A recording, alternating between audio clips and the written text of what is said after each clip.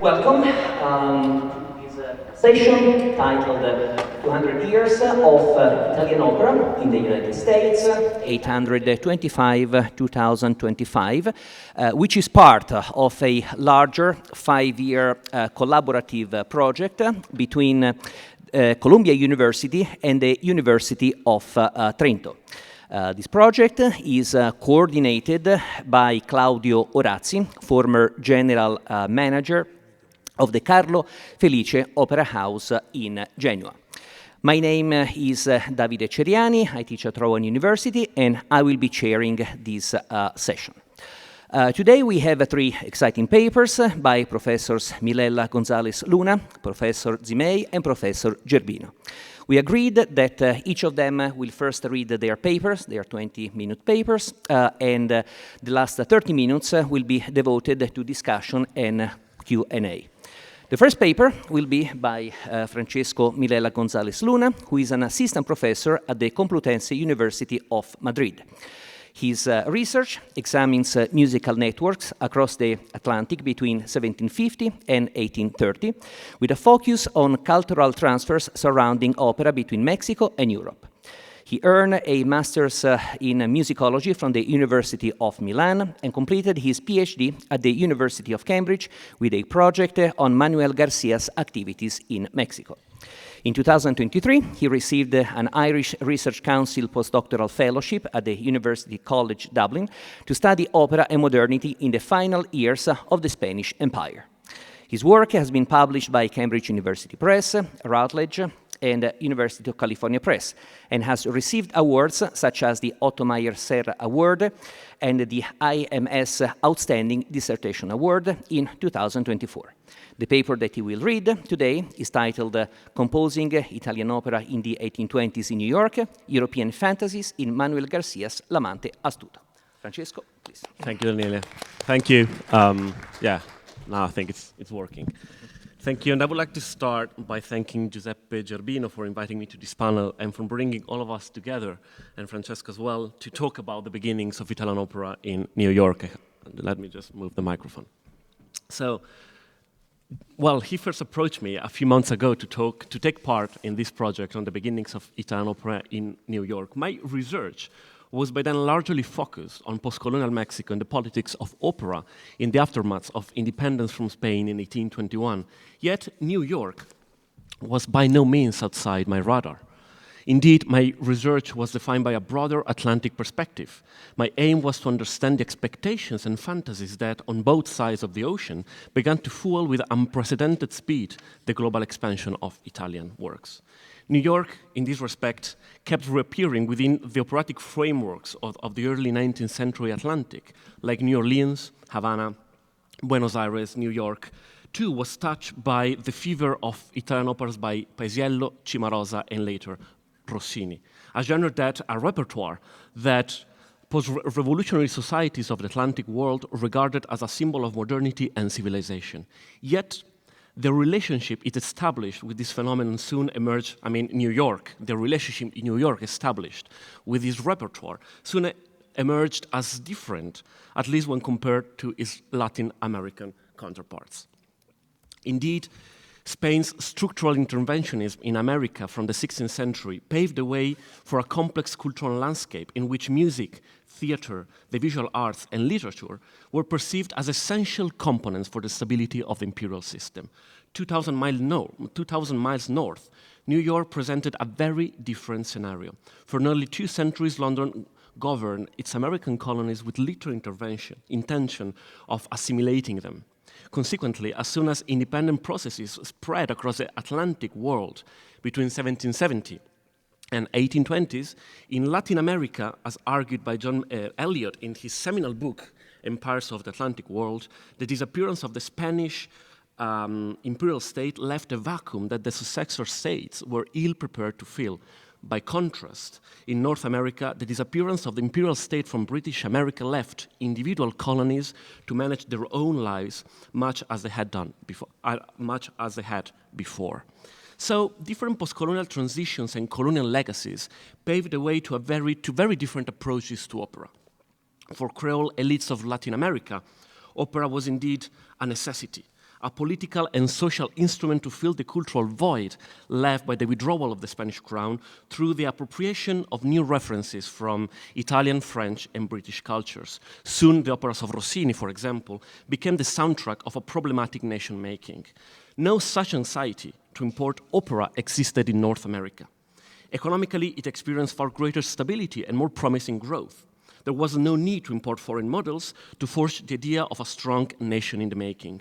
Culturally speaking, the predominance of Protestantism made theater and music a phenomenon that, while not marginal, lacked the centrality it enjoyed in the Spanish-American world.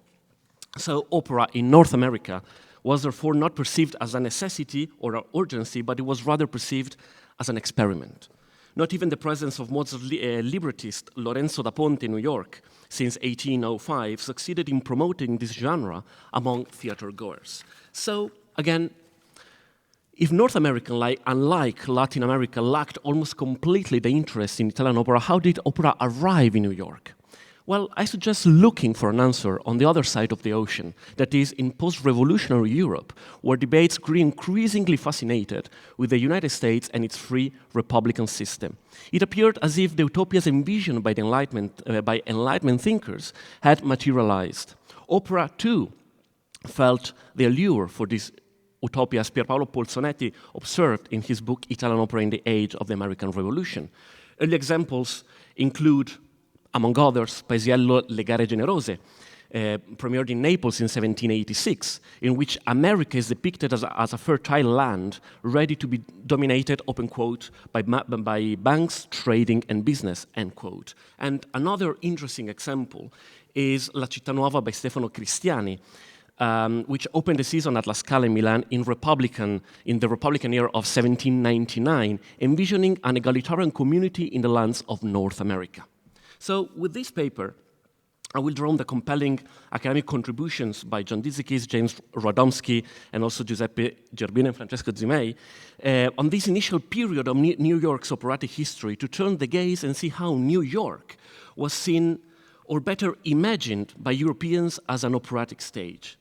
So I will therefore look at the Atlantic world as a, let's say, a space of operatic fantasies, not just as a place of networks and trade routes, but also, as I said, a space of imagined narratives. And a closer focus on Garcia's L'amante astuto, the first opera to be composed specifically for New York City at the end of 1825, will help us to see how these narratives were actually absorbed and reflected on stage. It all started in 1824 when the Irish wine merchant based in New York, Dominic Lynch, contacted Giuditta Pasta in London, one of the prominent and most celebrated opera divas in the European scenario of the time, to inaugurate the first operatic season ever in North America, in the North American city. Pasta declined the invitation but suggested contacting another great singer who was more flexible and eager to explore new scenarios and opportunities. His name was Manuel García. When he received the invitation by Lynch to move to New York, García reacted enthusiastically. New York appeared to be the ideal setting to conclude his career and become a successful composer in America, far away from the bothersome and crowded operatic scene of Europe at the time. The tenor Giuseppe Pasta, Peppino Pasta, husband of Giuditta, was one of the project's most fervent supporters, and a letter to his wife sheds further light on the optimistic and perhaps not too realistic premises of the forthcoming season. Everyone agrees, he writes this letter to his wife, that in New York they are crazy for music, especially Italian music, and that for the first pioneers who have the opportunity to put together a troupe of Italian singers, that country will be a promised land. In fact, in no other European country is there a prospect of establishing an Italian theater under happier auspices. The company sailed from the port of Liverpool to Philadelphia, along with, of course, Manuel García, his wife Joaquina Briones, and the three children, Maria, Paulina, and Manuel Patricio. The company made its New York debut at Park Theater on November 29 of the year 1820. The 29th of November 1825, with Rossini's *The Barber of Seville*, followed 2 weeks later by *L'amante astuto*.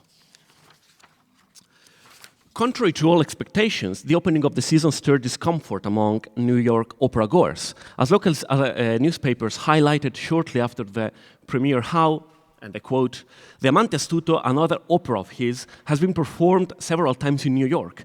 Unfortunately for the author, García, immediately after the Barbiere di Siviglia of Rossini, the characters and plot of which so nearly resemble it that it received less applause than it would have done under circumstances which would not have suggested so immediate a comparison with this popular opera." The libretto of L'Amante Astuto, written by a member of the company, Pablo Rosic, he was Spanish actually, indeed consisted into a very faithful replica of Rossini's Barbiere, the opera that García himself premiered back in 1816 in Rome in the role of Conte d'Almaviva, under the supervision of Rossini himself. So why did García decide to inaugurate his first non-European season with two almost identical operas, one after the other? Where, according to James Radomski, this was just an unwise choice. I would like to suggest here an alternative reading based on García's problematic career as a composer and expectations about his New York enterprise. By then, after almost 30 years of operatic career as a tenor between Rome, Naples, Paris, and London, García was certainly among the most famous singers of his time, as this image from 1821 illustrates, while García is standing just above Rossini, which, as suggested by Hilary Porris, is standing there with a troubled visage. Of course, as a composer, the relationship between Rossini and García was very different. And Rossini was, of course, the most successful composer of his time. So the reason for García's success as an operatic composer in Europe had to be found precisely in Europe's most successful composer, Rossini. The overwhelming success of Rossini's early Italian operas, so before his move to Naples in 1815, from Tancredi to L'Italiana in Algeria, not only influenced García's decision to leave Europe, but also overshadowed other composers, leaving little space for alternative artistic paths. In reality, García's relationship with Rossini was deeply ambivalent. On one hand, Rossini's dominance in the European operatic scene through a prolific output that left little room for alternative voices stifled García's aspiration as a composer. On the other side, Rossini's operas, particularly Otello, L'Italiana in Algeria, and of course Il Barbiere di Siviglia, played a vital role in launching and sustaining García's success as a performer. So, as a consequence, almost all the operas García composed before going to New York in 1825 were not particularly successful. And I'm thinking of his Spanish works, Italian works, and French works. So, amid such contradictory relationship with Rossini, García's L'Amante Astuto was not intended to challenge Rossini directly from New York, but rather to test the operatic world that he represented and that his achievements had helped to shape and monopolize. So, very quickly, because I think we're running, no, I think we're okay? Okay. The roles were distributed as follows in the opera. García and his daughter performed the leading roles, Maria Malibran, of Raimondo and Rosina, which in the Rosinian version will be, of course, Rosina e Lindoro. Rosic portrayed Rosina's tyrannical father, Anacleto. Briones played Rosina's friend, Chiara, and Angrisani appeared as Carletto, the opera's Figaro. All these singers were skilled singers of Italian opera, and yet none of them were given a significant grand solo scene. Only Maria, soon to become Malibran, went on stage with a grand virtuosic cavatina. García, on the contrary, managed to insert 3 solo grandi scene for himself, 3 different areas in the 2 acts of the opera. Such prevalence of the scenes for Raimondo becomes even more intriguing and perhaps enigmatic when considered in relation to the fact that all 3 of these areas were performed by García as Raimondo in disguise. A gypsy, a music teacher, and finally an old woman. García, I suggest, used these disguised arias not only for dramatic effect, but also to convey subtle message of resistance and critique directed at the European operatic world of the time. So I want to focus on one of these arias, which is son maestro di cappella from the second act. So following the footsteps of Rossini Conte d'Almaviva, his character disguises himself as a music teacher to rehearse an opera da camera that Rosina's father Anacleto wishes to stage to celebrate his daughter's wedding with his friend. Where Sterbini libretto paves the way for Rosina's aria, so the famous Scena della Lezione, García and Rosic take a different path, giving Raimondo a full solo scene. So the scene begins with a recitative all'altitonante merito impareggiabile, a sarcastic captatio benevolenzi directed at Rosina's father, Don Bartolo in the Rossinian version, accompanied by a brief overview of the musical teacher's career. Raimondo disguises himself as a maestro di cappella of remarkable success, who has apparently worked all around the world, from Asia and America to Europe, and is currently in the service of the king and queen of the Moluccas. Although not explicitly mentioned, the aura of Rossini is crucial for understanding the entire recitative. By 1825, his global success and even greater fantasized world domination was well known across Europe. Of course, the famous opening of The Life of Rossini by Stendhal described Rossini's success in indisputable global terms. Napoleon is dead, but a new conqueror has already shown himself to the world. And from Moscow to Naples, from London to Vienna, from Paris to Calcutta, his name is constantly on every tongue. And so did the Italian poet Giuseppe Barbieri, in his poem La Musica 3 years before, in 1822, 2 years before, where he says, well, and the Indian and the Mexican and even the Hottentot himself and the Gelonian, all of them are taken by the sublime enchantment of music by Rossini. Garcia's character, the maestro di cappella, goes even further and includes even more distant places in his curriculum, such as the African, the Moluccan Islands, where the music of Rossini was probably yet to arrive. So to the high, this is a quote from the recitativo, to the high-sounding, incomparable, and imitable merit of the excellent excellency, Signor Anacleto of the Anaclitici, to the lowest catacombs of your humble, obliged, devout servant, Don Gargiungolo Striceti Maceti Lipeti, master of the chapel in the courts of Asia, Africa, Europe, and America, and also to the king and the queen of the Moluccas. Once again, behind the fictional character in disguise, Raimondo, as a music teacher, we catch a glimpse of the figure of Manuel García. And I argue that this character also served as a self-portrait of Manuel García himself.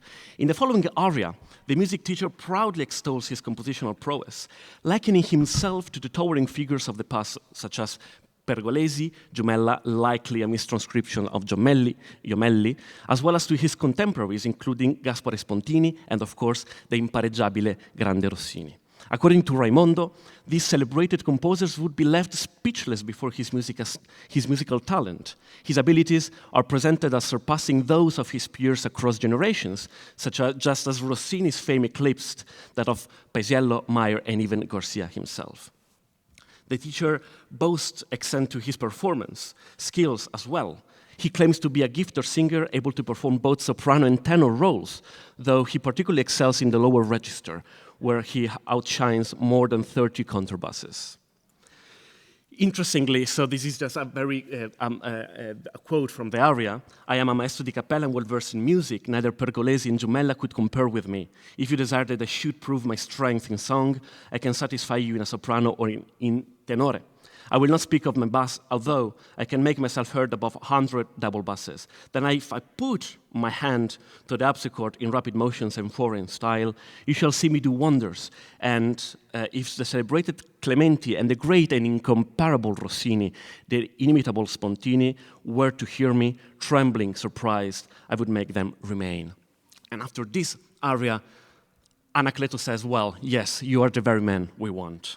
Unfortunately, no records remain regarding the European reception of the North American premiere or the subsequent opera performances in Europe. Indeed, by April, the April 25 report from the Harmonicon ignored the premiere news in London from the US, from the United States, ignored the premiere of L'Amantestuto altogether, focusing instead on Garcia's successes with Rossini's Barbiere, Tancredi, and Otello.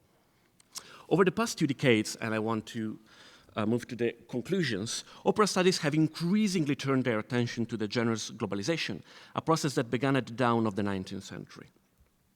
by shedding new light on the transoceanic trajectories of opera companies traveling to North and South America, recent scholarship has collectively challenged the traditional view of non-European opera houses as mirrors of European practices. Rather than mere colonial reproductions, these institutions emerge as spaces where non-European elites reinterpreted the musical and the performative conventions of opera, and where local narratives were negotiated, contested, and reimagined within local and global cultural, social, and political frameworks at the same time. Yet, Manuel García's L'amante astuto appears to resist this prevailing historiographical tendency, rendering the metaphor of the mirror strikingly literal and perhaps more historiographically problematic. For García and his company, New York certainly functioned as a mirror of Europe, or more precisely as a city that could be transformed into a better, more genuine and democratic one through their artistic legacy, agency. In that reflection, Europe sought to behold its own image as elevated from an alternative vantage point. To recall Giuseppe Passa's letter and its utopic fantasies, open quote again, for the first pioneers who have the opportunity to put together a troupe of Italian singers, that country will be a promised land, end quote. So following Jorge Luis Borges' evocative metaphor, the mirror reflects reality, yet only in symbolic and illusory forms. Within that mirror, García projected himself as the great composer he aspired but failed to become. The failure of New York's inaugural operatic season, therefore, was not only the failure of a cultural enterprise, the debate is still open in this regard, but rather the failure of the mirror through which Europe, via García, sought to contemplate and magnify its own image in the other. García left New York by the end of 1826, escaping not only from the city and the image it had failed to reflect. It also escaped from the experience itself, an image that he tried, this mirror, he tried to find in Mexico City, but again, he failed to find it. He hoped to stay in Mexico City after New York for the rest of his life, but by the end of 1828, he was on his way back to Paris, where he would die 4 years later. So, under this light, García's New York enterprise becomes, in my opinion, a compelling invitation to reconsider the early stages of global opera in the 19th century as a quest for a reflective surface, a place where to find or construct a reflection of an idealized Europe. One might ultimately ask whether Europeans ever truly succeeded, or indeed intended to escape that mirror. Thank you.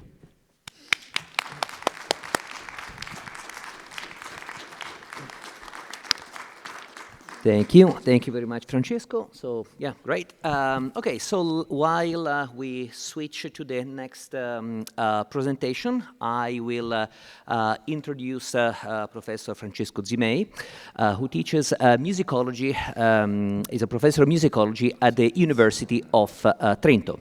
His research focuses on the relationship between text and music, explored within the framework of historical context and cultural mentalities. This perspective has led to significant contributions on Italian medieval and early Renaissance music, Johann Sebastian Bach's self-borrowing practices, and the American experience of Lorenzo da Ponte, starting from a critical reconstruction of his last work, L'Ape Musicale, first performed in New York in 1830. A former fellow of the Harvard University Center for the Italian Renaissance Studies at Villa Itati and the Italian Academy for Advanced Studies at Columbia University, Professor Zimei was recently awarded an advanced grant from the European Research Council for a 5-year project on the Italian Lauda. The paper that he will read today is titled Lorenzo da Ponte's Longing to Return as a Librettist. Francesco, please. Thank you, Davide.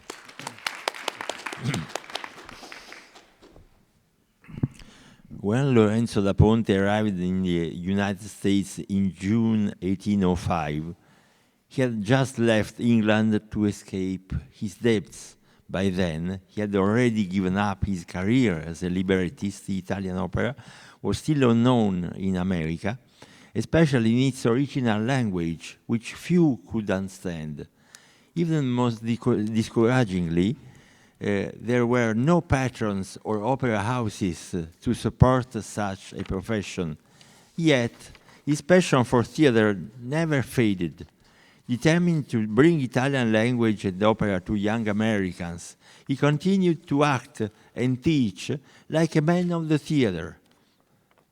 Using his talent and experience, he began to include operatic scenes and arias in his lessons, encouraging his students to read and perform them. A striking example is his Italian compositions in verse and in prose, translated into English by his scholars, performed in the first literary conversazione held in his New York home on 10 March 1807. That day, even though he admitted that his dramatic skills were of little use in a country where few persons knew Italian, he staged Cherubino's aria Voi che sapete from Le nozze di Figaro, and his own pastoral piece Psiche ebbe amore. At other times, he had his students work on texts by Metastasio. 12 years later, in one of his autobiographical writings, Da Ponte wrote that, I quote, "The success of an opera depends, first of all, on the poet." He reflected on the challenges of adapting French plays for the Italian stage and cited the Le nozze di Figaro as an example. From Beaumarchais' play, he had created Mozart's libretto, and even the French author had praised his work. By contrast, Da Ponte lamented spending 20 years, I quote, at the mercy of German and English translators, whose versions he claimed were far inferior to those of some of his own students. Even when exactly 200 years ago Da Ponte became a professor of Italian at Columbia College, these topics frequently arose in his classes. His students explored poetic form, theatrical technique, and the art of writing for the stage, not certainly the liturgy like our neighbors. In these settings, bel canto itself became an ideal means for learning Italian language and culture. As Da Ponte himself wrote in his memoirs, I quote, "Our literature would benefit greatly and our language would spread widely through the charm of Italian drama, the noblest and most captivating of all spectacles ever created by human talent." When Manuel García and his Italian opera company arrived in New York, Da Ponte's hopes began to materialize. For the first time, he would share with his students the thrill of hearing Italian opera performed live. Gradually, he also considered returning 20 years after his last experiences in London to deal with librettos. The opportunity came with the American premiere of Mozart's Don Giovanni, staged at the Park Theatre on May 23, 1826.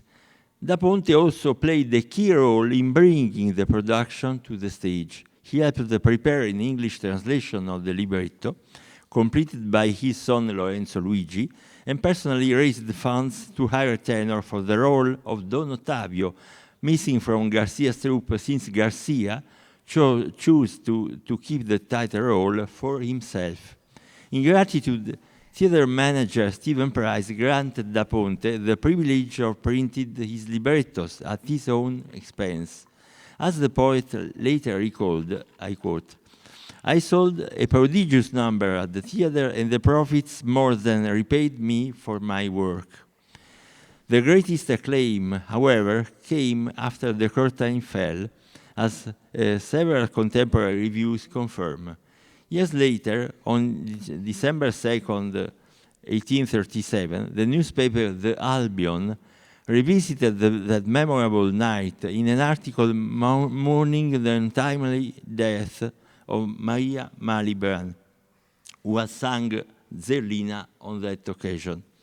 Written by an unidentified journalist well acquainted with that artistic circle, the piece fondly recalled Malibran's dazzling presence both on the stage and at the lively post-performance dinner that Da Ponte graciously hosted for the cast and a few close friends. Above all, it highlighted the poet's personal triumph. It was a proud night for the venerable Da Ponte, that on which the Italian company opened at New York. Out of compliment to the poet, Don Giovanni, the libretto which he had composed so long previously, was chosen, and on his entrance into the stage box, he was recognized by the pupils to whom he had taught the soft language they had assembled to hear for the first time in the American theater. Wall, rising, followed by the rest of the audience, cheered him cordially amid the waving of hats and handkerchiefs, a compliment which was repeated still more enthusiastically on his leaving his box at the fall of the curtain. It was a double triumph for him, both as the author of the libretto was Mozart, as married to his immortal music, and the teacher of the language in which it was written to the greater portion of the audience present. Even more intriguing is the way the journalist concludes this paragraph. When last I saw him, he was engaged on a new libretto, Don Giovanni in Inferno, which I never since heard of. Perhaps the Don Giovanni in London, which came out soon after, by anticipating the idea, led him to abandon it. This fleeting reference has so far gone unnoticed, even in modern opera studies. Yet, the idea of creating a sequel to Mozart's drama Giocoso, in which such a striking title, Don Giovanni probably all'Inferno, this likely was the correct spelling, surely deserved closer examination and context. First of all, when did the Albion reporter last meet Da Ponte? There is a chronological gap between the two episodes, suggesting the connection may have been made only because both referred to Don Giovanni. Determining the date of that final meeting is crucial. More than 11 years passed between the American premiere of the opera and December 1837, yet the poet remained remarkably active despite his advanced age. The reference to Don Giovanni in London, more precisely Giovanni in London, or The Libertine Reclaimed, a burlesque ballad opera by William Thomas Moncrief, first performed at the Olympic Theatre in London on December 26, 1817, clarifies the matter. The work, renowned for its wild extravagance and a female singer in the title role, was indeed set in an infernal world, as clarified in the opening stage caption.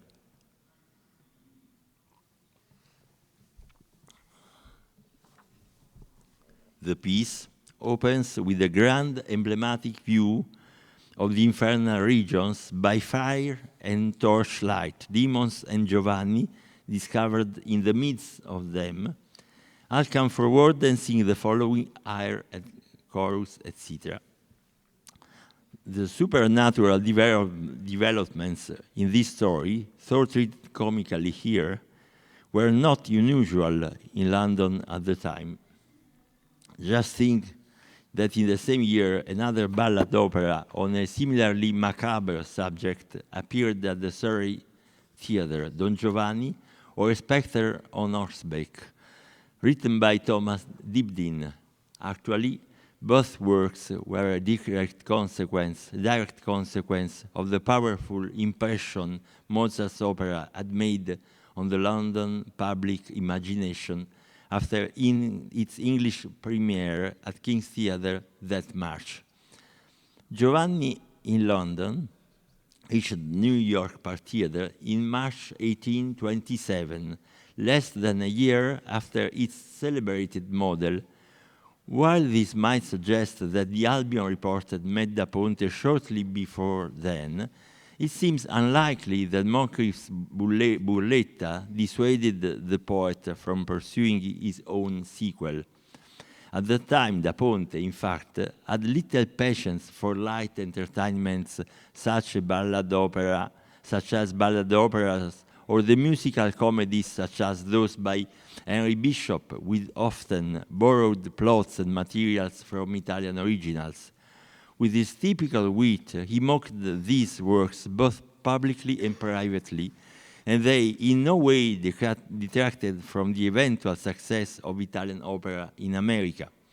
Da Ponte probably chose a hellish setting not only to take advantage of the recent success of his dramma Giocoso, but also because he was fascinated by the afterlife, a passion probably inspired by his love for Dante, which was already strong when he was about to write that libretto. I will write at night for Mozart, imagining that I'm reading Dante's Inferno, the poet reportedly told Emperor Joseph II at the time. Once he crossed the Atlantic, his connection with Dante grew even stronger. For instance, as early as 1821, he did not hesitate to translate George Byron's The Prophecy of Dante into Italian, thus reporting in his memoirs. A certain analogy with all due proportion seemed to me to exist between Dante's experiences and my own, prompted me to translate that work into Italian verse, and I immediately set to the task.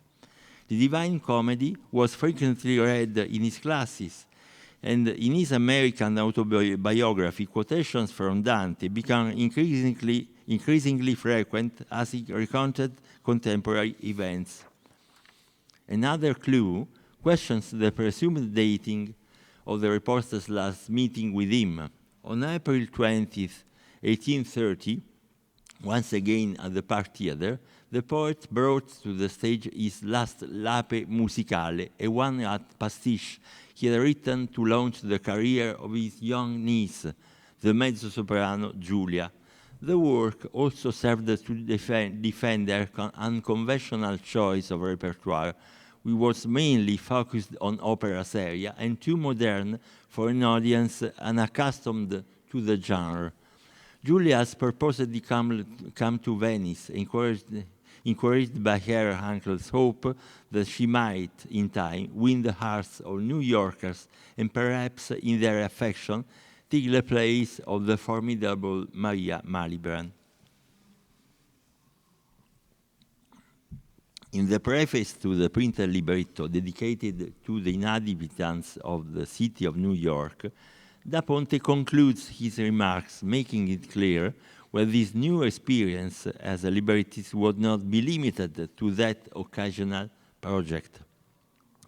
May my good intentions inspire the generous public of this enlightened city with a wish for higher efforts on my pen, and it will not be long before they rouse to loftier flights the still cheerful muse of their octogenarian poet. This is not a case of captatio benevolentiae, for he deliberately assumes a responsibility in affirming that this activity was not to end there.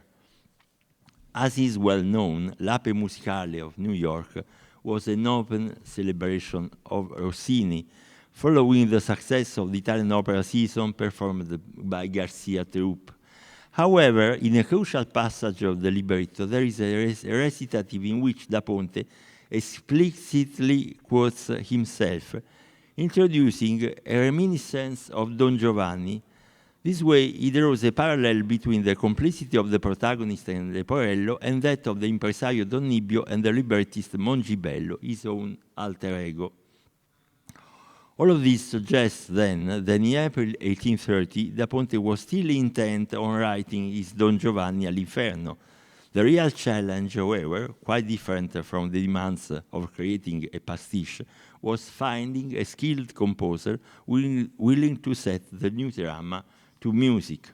At that time, the only person who could properly set an Italian opera to music in America was Filippo Traietta, a son of Tommaso as well as a pupil of Cimarosa and Paisiello. We don't have any portrait of him, so I show one of his works printed. He had arrived in New York, in the New World, in early 1800, and later became a naturalized citizen after founding the conservatories of Boston and Philadelphia. He and Da Ponte were well acquainted, and from the composer's obituary, who died in 1854, we learned that the poet had, I quote, solicited him to return from Pennsylvania to New York to compose for La Signorina García, but unfortunately, before his arrival, the company was disbanded. This reference should once again be dated to 1826, but as late as August 1829, the poet was still asking Terrietta to enlist his brother Franco, her horn player living in Venice, to visit Giulia da Ponte at her home and persuade her to leave for the United States. It is therefore quite likely that a year later, or even longer, the two friends were still hoping to collaborate. After the experiment of L'Ape Musicale, which was in any case too subtle and self-referential for the local audience to appreciate, Da Ponte turned to an openly entrepreneurial venture, partnering with the tenor Giacomo Montresor, and bringing over a new troupe directly from Italy. On this occasion, in 1832, two other capable composers, Antonio Baggioli and Pietro Maroncelli, known today mainly as a Patriot, arrived in America and later settled here. With the new Italian opera season on the horizon, the poet probably continued to cherish the dream of writing for the stage.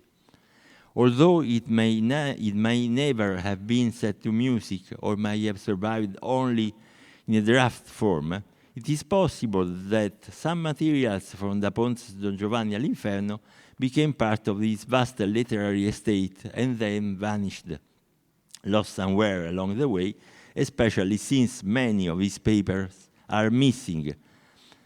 Hence the opera tracing it, since the quest for Da Ponte's lost work continues, promising further discoveries about his extraordinary legacy.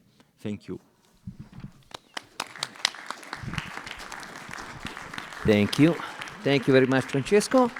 And now we're going to move on to the last paper for today by Professor Giuseppe Gerbino, who is a professor of historical musicology and vice chair of the Department of Music at Columbia University. His research focuses on the Renaissance theories of cognition and sense perception, the relationship between music and language in the early modern period, and Italian opera. He has been awarded grants and fellowships from the American Musicological Society, the Harvard Center for Italian Renaissance Studies at Villa Itati, the Renaissance Society of America, the Newberry Library, the American Philosophical Society, and the National Humanities Center. Among his most recent publications is the volume, co-edited with Francesco Zimei, Italian Opera in the United States, 1800-1850, at the origins of a cultural migration. At Columbia, Giuseppe Gerbino is the recipient of both the Lenfest Distinguished Faculty Award and the Great Teacher Award of the Society of Columbia Graduates. The paper he will read today is titled In the Fairland of Roast Beef and Plum Pudding, the 1833 Controversy of Italian Opera. Please. Thank you. Thank you, Davide. You can hear me correct? You can hear me, great. So the 1825-26 Italian opera season in New York was a transatlantic import marked by high expectations and uneven success. On November 7, the New York American had proudly announced that the most distinguished artists of Europe were coming to this new world to make a first attempt to introduce among us one of the highest and most costly entertainments of the old, the legitimate Italian opera. By the time the curtain fell on the last performance of Rossini's Barbiere di Siviglia, not everybody was convinced that the experiment was worth the effort. The defenders of English theater concluded that Italian opera was hardly the highest form of entertainment, but it was certainly the most expensive. The numbers suggest a season of measured intensity, 9 operas and 79 performances over 10 months, However, those 10 months cast a long shadow over the city's musical and cultural life. The first public polemic arrived right on cue. A new attempt, led by Giacomo Montresor and Lorenzo da Ponte, as we heard, in fall 1832 to relaunch Italian opera at the Richmond Hill Theatre rekindled old concerns. It all started with an article on the state of music in America signed by B, an anonymous author, from the pages of the North American magazine, which had only started publication 2 months earlier. And here you see a little bit of chronology.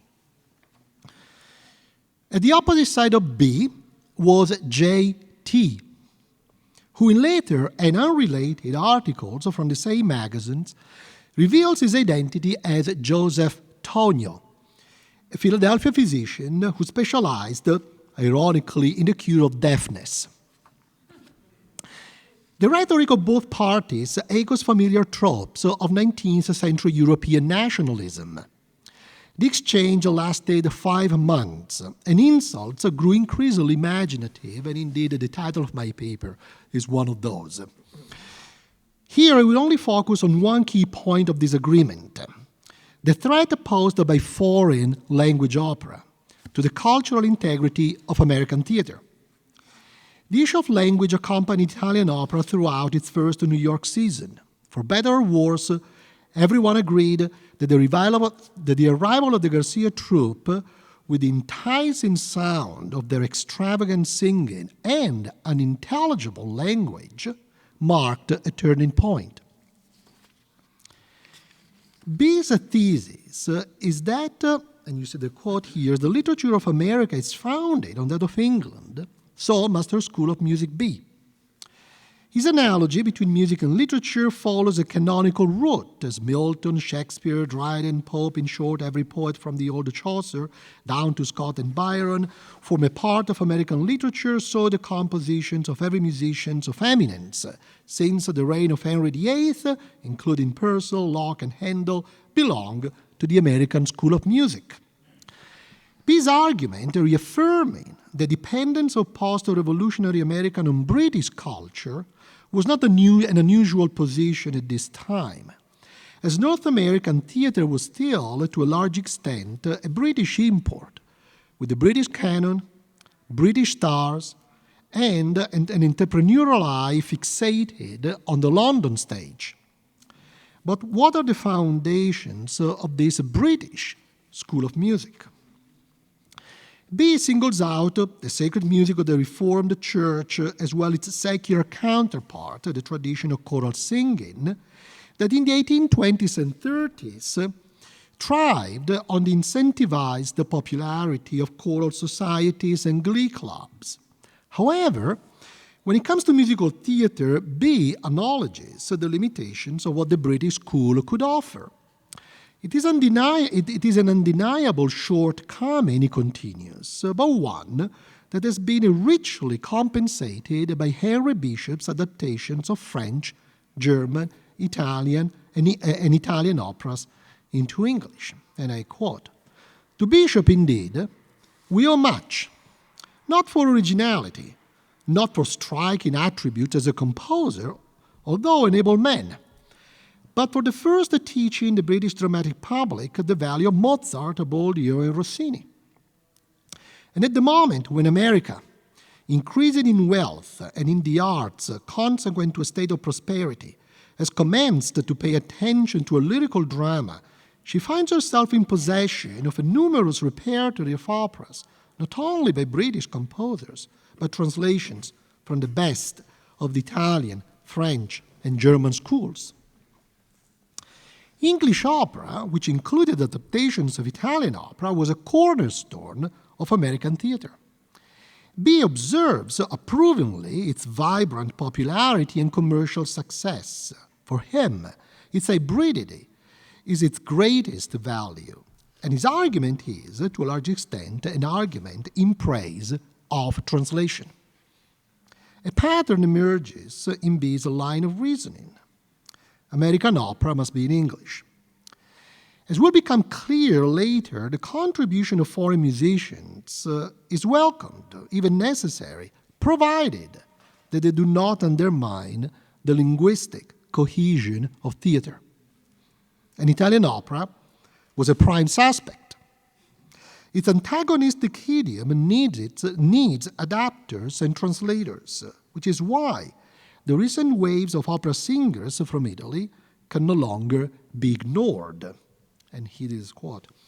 Fashion points to Italian opera in preference to that of the language of the country. What boots it that the Italian language is not understood by more than 1 out of 500 of the audience? What signifies it? That the beauty of a musical performance is thought to consist of a union of sense and sound. This issue of the union of sense and sound becomes indeed an issue. Nothing. Curiosity and a predisposition to admire that which you do not understand, and also to believe in Italian excellence, are sufficient to throng the performance of foreigners, so let their merits be what they may, to the desertion of certain excellent in plain, comprehensible English. This is the passage that prompted J.T., Joseph Tonio, to leap in defense of Italian opera. Tonio was a known physician in Philadelphia, art collector, music enthusiast, and a declared Italophile. As we learn from his obituary, he was born in Corsica. He probably moved to the United States at the end of the Napoleonic Wars, during which he served as a naval officer. Tonio reads this article as a manifesto against Italian opera. Most of his initial argument revolves around the very notion of a national school of music. He does not believe that there is such a thing as an English school of music worth of imitation. For him, American music is a blank page on which the future has still to be written. The following passage summarizes his view on the problem of cultural imitation in search of a distinctive musical identity. It is an Italian opera in America that will create a correct American school of music, and not a miserable English glee school. Not by imitating the Italians, but by first inspiring us with true ideas of the beautiful and sublime, and teaching us how to appreciate the classic productions of other nations, and expressing our feeling in our own language and in accordance to its genius. In this spirit, I ask, why should we imitate others? Why should we not, from a school of music of our own, since England, with her tongue, did not bequeath to us a correct musical state and a musical school? Tonio turns the tables from translation and adaptation to creative assimilation. As we read on, it becomes clear that B is not really concerned with the increasing presence of foreign musicians in the United States. They are a valuable import as long as they are not singers. His ideal synthesis of foreign and domestic talent emerges in this depiction of the production system as it had developed over a decade or so. We are, at the present moment, swarming with German, French, English, and Italian musicians, perfectly capable to form efficient bands in the principal cities.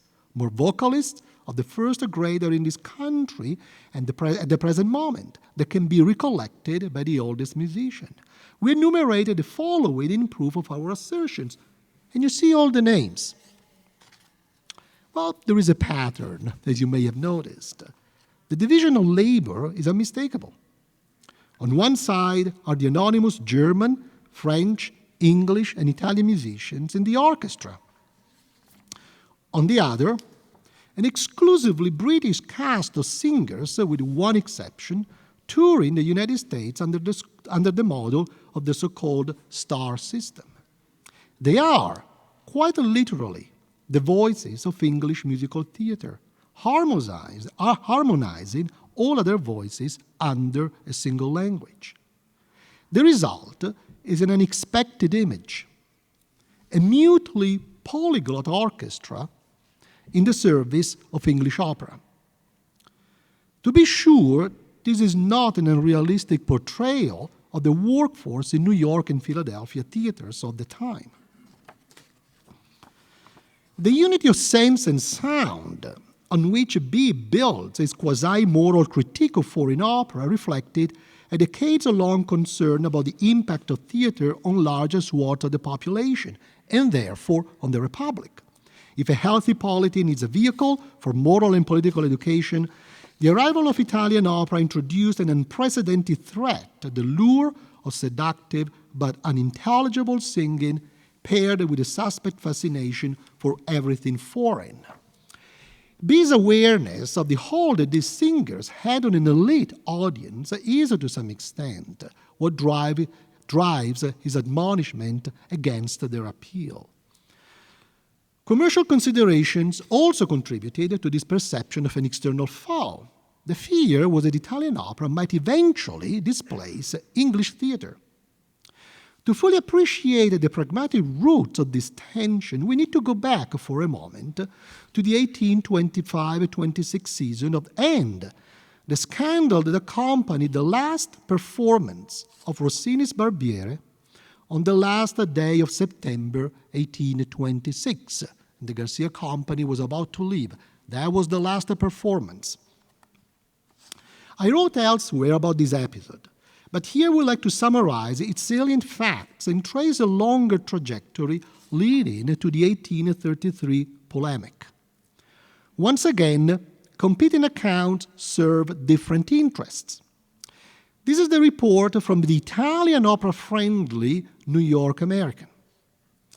As soon as the performance was over, a simultaneous call for García was heard from every part of the house. The call was promptly answered. He came front for the curtain, bowed most respectfully to the audience, and then retired. The manager was vociferated, and Mr. Simpson came forward. García soon after appeared and made a short address in French, which may be thus translated. I have the honor to present myself in obedience to the call which you have had the goodness to make, and am willing to give 3 representations of the opera next week, provided Mr. Simpson will assign Monday, Wednesday, and Friday for that purpose. He retired amidst the most deafening cheers. Another call was in consequence made for the manager, who had not appeared to answer it when the writer left the house. An odd detail jumps off the page. Why Monday, Wednesday, and Friday? A different review, this time from the page of the New York Spy and Dramatic Repository, provides an answer. This is quite a different account of what happened that night. The house was crowded to excess, and everything went off charmingly until the curtain fell, when, as was evidently preconcerted by the friends and agents of García, he was called for. He appeared, looked sorry, made his bow, and retired. Mr. Simpson was then called, and some few voices shouted a re-engagement. He said he should be happy to comply with their wishes if arrangements could be made with García, and left the stage. García was again demanded to be forthcoming, and after keeping the audience waiting till he graced his noble person, he condescended to appear and informed them that if they would forego the pleasure of witnessing Mr. Macready's chaste and beautiful performances, they might attend his exhibitions of unintelligible bombast on Monday, Wednesday, and Friday evenings of this week. Luckily for him, the speech was in a foreign tongue and not understood, in our opinion, by 50 persons in the house. Notwithstanding, it was received with bravos as soon as the substance of what he said was known, which was not until the audience had left the theater. The greatest indignation was expressed. Thank heaven, he's gone, and we most sincerely hope never will return. Macready was, of course, the famous English actor William Charles Macready. He had just arrived in New York to begin his engagement at the Park Theater, where Garcia was performing, and was scheduled to perform on Mondays, Wednesdays, and Fridays. In an unexpected game of theater within theater, the exchange between Garcia and the Park Theater's manager ended up enacting the fear of Italian opera replacing English theater. Not surprisingly, the reviewer for the New York Spy witnessed something altogether different. The universal cry that, according to the New York American, crossed the social classes in the pit, boxes, and the gallery was just some few voices. The spontaneous outburst of the audience becomes a plot of friends and agents of the tenor. With a final stroke of sarcasm, virtually no one in the audience understood Garcia's speech, although they still shouted "Bravo!" as they did throughout the opera season, even though the author clearly implies they could not understand a word of what was actually sung. The dispute between B and T, or Tonio, reaches its climax when B claims that no matter what one might think about Italian opera, the whole enterprise had died at the box office. Tonio disagrees, and not politely. The controversy grows into a detective story. Did the Park Theater, or Manuel Garcia, or for that matter anyone else, make or lose money in this enterprise? To this day, we don't know for sure. In practical terms, we don't know because we don't have the contract that Garcia signed with the Park Theater. But we don't know also because the early historiography of Italian opera in the United States emerged from a partisan battle over its financial sustainability. Gradually but steadily, this battle morphed into an economic theory of cultural progress, and collective exhortation became indistinguishable from confident forecast. B is convinced that the downfall of Italian opera was the inevitable outcome of an attempt to promote a luxury import, cast in an exotic language, whose sole social objective was to bolster the cultural aspirations of an elite audience. And there was some truth to this argument. His diagnosis of the chronic insolvency of foreign opera pointed to a clash of production system with long social and political histories. And this is what he writes.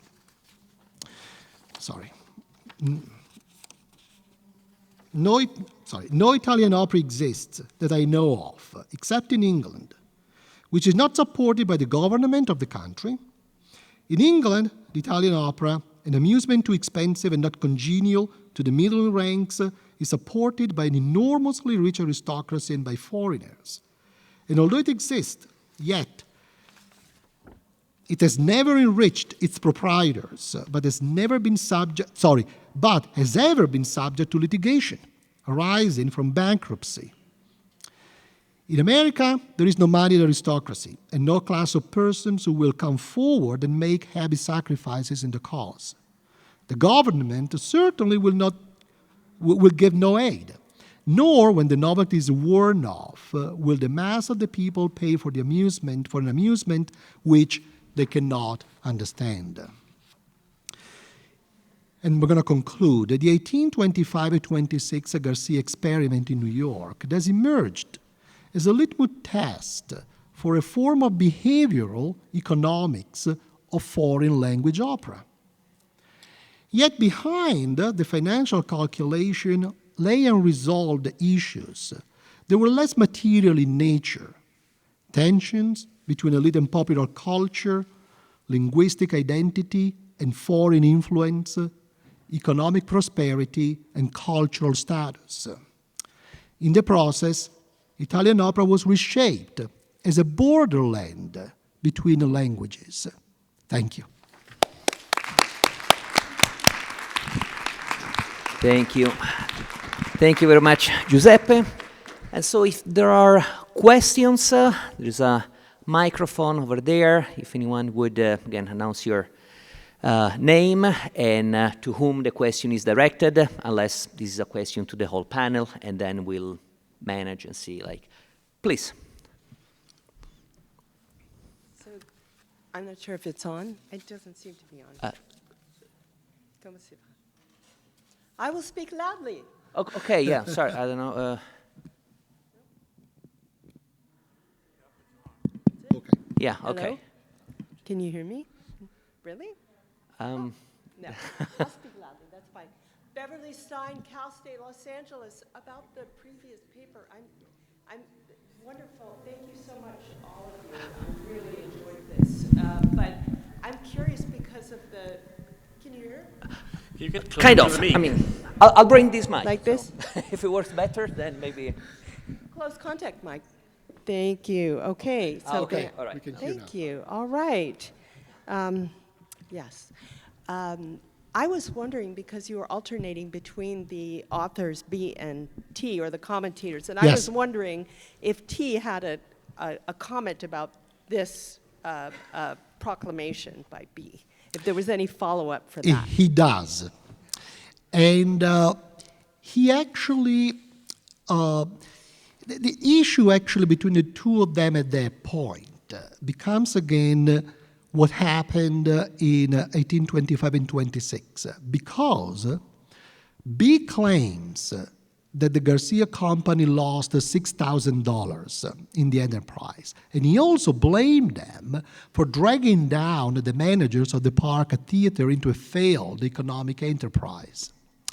Now, at that point, Tonio calls as its witness Pierre Solidor Milon, who was actually also from Corsica, and he played in the orchestra with Manuel Garcia during that season. And he was clearly a sort of an assistant, maybe to him, especially when it came to French, because Garcia would actually speak French in New York.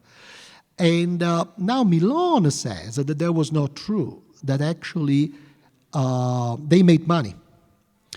And for example, he says that, at the end of the day, they made $72,000 divided between the theater, the singers, and so on. So the issue at that point becomes, but is it true that Italian opera or foreign language opera is not financially sustainable in the US? And they go back to that year and see what happened, almost as if whether or not they made money or they lost money was an indication that Italian opera, for example, in the US could have been financially sustainable, even though the society, the patronage system was completely different. So they're really arguing whether or not, from a commercial point of view, because at that time at the Park Theater, all these theaters really operated as commercial theaters with a very specific system, including the so-called star system. It's a very specific, in a way, operation in a way. So that's very much their question. They're aware the patronage available in Europe will never be available here. And frankly, somebody like B probably doesn't even want to see it here, doesn't want to have the kind of... But that's why the first season becomes this kind of test. If it is financially sustainable or it is not financially sustainable, and you have different accounts. The one, for example, that eventually made it into the later bibliography on the topic, modern scholarship, as far as I know, comes from 1856, and it's an account by William Henry Fry, the composer. It's yet again a different account. He says, for example, I don't know where that came from, that the Garcia company altogether in the theater, at the end of the day, the net was $56,685, exactly, which is not the 72 Milan claims back in 1833. Okay, thank you. Are there other questions? Please. Thank you, Walter Frisch. Just think that supertitles would have solved the whole problem. But I think Professor Zimei, my question is about translations of librettos available. Because I think you mentioned that the libretto of Don Giovanni was translated into English, and I'm just curious, without any knowledge of this whole field, to what extent librettos translated into English might have been available, or was there any attempt to do that? La disponibilità delle traduzioni in inglese dei libretti, se erano disponibili, la gente li poteva leggere. As far as we know, in the entire Italian opera season, 1825-26, there was a total availability of bilingual librettos. So it is clear that in Don Giovanni occasion, the manager asked directly to Da Ponte as to have a more effective translation compared to other cases, probably. For instance, in the Barbiere di Siviglia, there were some mistakes even in the Italian texts. So this is my opinion. I'm not sure that this was your question, or No, you said bilingual libretti were available? Yeah. So yes. that should have gone some way to solving this issue. It's available in a great quantity. Da Ponte in his memoirs says he had lost a lot of librettos, more than he could imagine. So that really suggests, as Giuseppe says, the issues went far beyond the availability of English. I mean, it was there in front of them. Yeah, absolutely. If they really wanted to get what was going on. Okay. Yeah, it was more of course, cultural and ideological battle. But I think they had a real concern about this idea that, theater must have a sort of an ethical and social function in society, especially at that time, and the idea of, there's a sort of an argument of theater in the service of nation building. And therefore the point that B makes about the fundamental unity between sound and sense. What does it mean that we have this, especially an elite audience, flocking to these theaters to hear an opera that has this somewhat unusual musical style, extravagant, but they can't understand what is actually being sung. And so it becomes, as I said, a quasi-moral argument. It's not so much the practicalities. But then this entire argument is folded into the economics, and that's financial sustainability. I would like to add another detail about librettos. Given on the wave of this success with Don Giovanni, Da Ponte soon after decided to publish the translations of 3 own librettos. Again, Don Giovanni, Le Nozze di Figaro, and Axur, set to music by Salieri, in a special edition published in New York in the same 1826.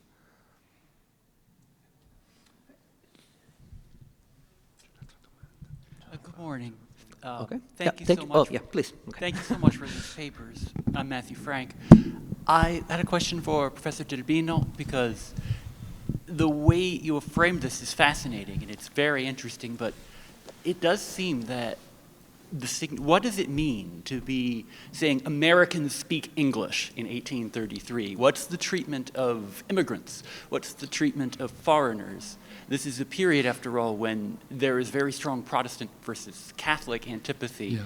And there's, especially even toward the Irish, who will speak English, but I don't know how much that is part of this too, that this isn't just about whether nation building is nation building economically viable, but it seems to be getting into perhaps deeper prejudices.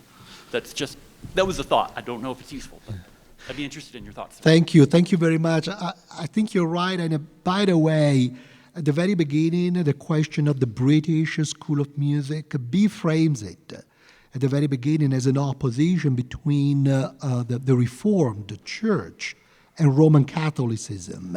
From the very beginning, there is this kind of religious, element. And the whole scene, you're right, is much more complicated. And even this polemic, 5 months, actually seems to indicate. I'll just give you another example along those lines. Who is speaking what and who is singing what, even though I thought it was striking the way B describes the swarming Germans and Italians, all in the orchestra. So as long as they don't speak, and the theater is in English. But look, for example, at the singers. It is, of course, where, some of them, the stars of the so-called, star system at that time, are recruited, to sing English opera in New York and Philadelphia and other cities as well at that time, very successfully. I mean, look for example, John Sinclair. John Sinclair actually, again, as you can see, Scottish, started his career singing, English opera, went to Italy. Trained in Italy. He actually, Rossini wrote the part of Idreno for him from Semirade. Then he goes back to... So it's not that these singers, or some of them, were not fluent in Italian opera. Some of them sang with Rossini himself. Ferron, who's actually a French émigré, she sang La Gazzaladra and La Scala. But B presents this, as you can see, as this kind of, British, facade. But the dynamics, the interplay between Italian opera in English, translations, adaptations, the original language, the arrival of Garcia, it's much more complicated, even though it is true that everyone agrees that the arrival of the Garcia company was a turning point. It is an entire season of, maybe we could say, unadulterated Italian opera. Because as you also know, the Henry Bishop's, quote-unquote, translations are really adaptations. But that doesn't mean that somebody like John Sinclair, for example, singing a Bishop version of an opera was not familiar with Italian music, and they would interpolate things. It's a very complex scenario. Okay, thank you. Claudio, please. Hello, Claudio Vellutini. I have a question for Francesco. I was struck by the fact that... Second. Francesco Milella. Okay. Yes, right. I was struck by the fact that the Garcia opera you talked about has spoken dialogues, which of course is, quite exceptional in the Italian opera landscape of the time. There are some local genres in Naples, but for most, of course, there are recitatives. Yeah. So I was wondering to what extent Garcia does that in his other Italian operas, and whether this was a practice, this was common practice in New York to have Italian operas with recitatives replaced with spoken dialogues, and how that played with this whole idea of opera as an experiment. How that play, sorry? How does this play with the idea of opera as an experiment in New York in the mid-1820s? Thank you. Thank you, Claudio. It's not the first time Garcia composes an opera with spoken dialogues. As far as I know, Il Califfo di Baghdad has some spoken bits. The libretto is by Andrea Leone Tottola, but there are some spoken bits, and there are some spoken parts also in Zelmiretta ed Azor, which is another opera that, he composes in Naples in 1813, but was not premiered. It features like spoken dialogues. In New York, as far as I know, I'm also making a comparison with what happens in Mexico City, because of course, some of the operas he premieres in Mexico City have spoken dialogues and not recitatives, but Mexican audiences force him to replace them with recitatives. My hypothesis is that probably, but I would like to also open this to my colleagues here, whether he was just trying to not to waste too much time, and probably he didn't have, or he didn't want to rely on someone else's work to write the recitatives with basso continuo. So that's an hypothesis. So I haven't found any evidence in this regard.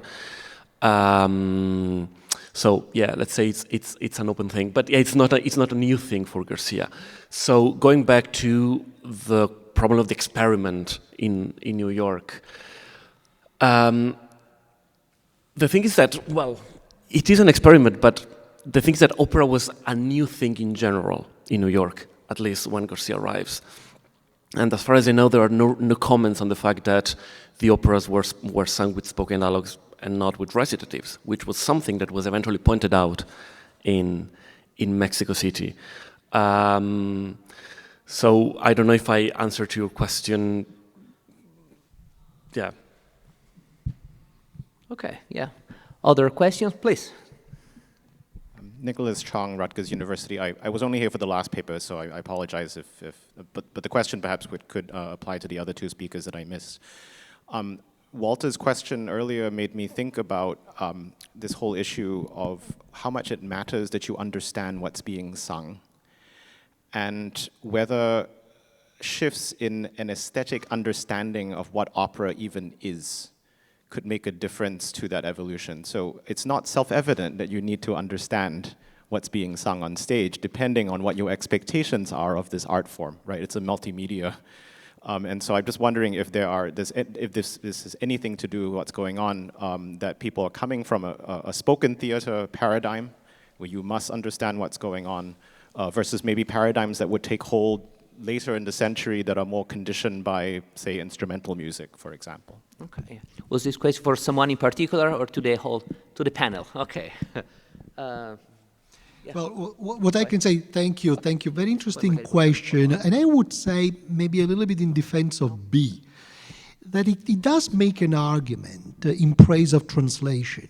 That translation is not necessarily a bad thing. Of course, what it doesn't say is that these, for example, when it comes to quote-unquote translations of these Italian operas, they were really adaptations. A small percentage, for example, of Rossini's music was kept.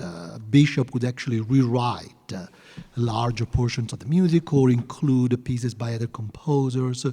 They were really, the question of language, again, to me, it seems at that time, a part of the problem, again, has to do with the way theater is understood as a vehicle of moral and social education.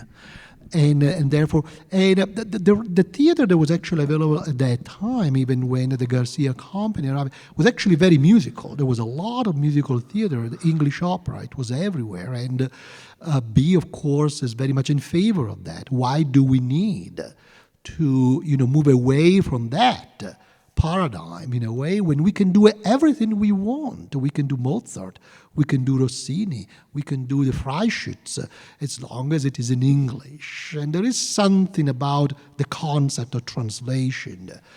On the other hand, maybe there were also practical implications, really financial implication. And I don't want to talk very briefly, just to give you an example. There is a little issue about who was behind this polemic, and it's not entirely clear to me yet, even though the editor of the magazine, the poet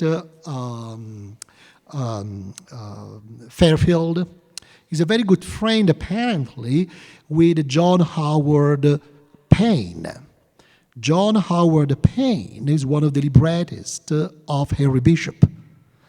And he actually wrote the libretto, the text for Clari, or the Maiden of Milan, which contained the most famous song of the time, Home Sweet Home. So it's also possible, just to add another twist, that Maria Malibran would actually sing in the Barbarossa Viola by Rossini during the music lesson scene. So I don't know, for example, if behind even the magazine there is a little bit, this group of people who are actually very much invested into English opera at that time, including maybe, I don't know, although at that time Payne was in England. They came back actually in 1832, right before the beginning of the polemic. But I don't know, for example, if there are also some practical considerations behind the scenes. Okay, I cannot just something about Da Ponte experience. Da Ponte relied very much on his students' understanding of Italian operas, so he decided nonetheless to give also texts translated into English, but he didn't hesitate, for instance, to accommodate something to avoid some polemics. For instance, in his Lape Musicale, there is a quotation as well of an American music in certain English ballad. But there is a comment of the protagonist of the Impresario, Don Nibio, against American music. In this case, he avoided to translate that passage into English in the libretto. He left only in Italian.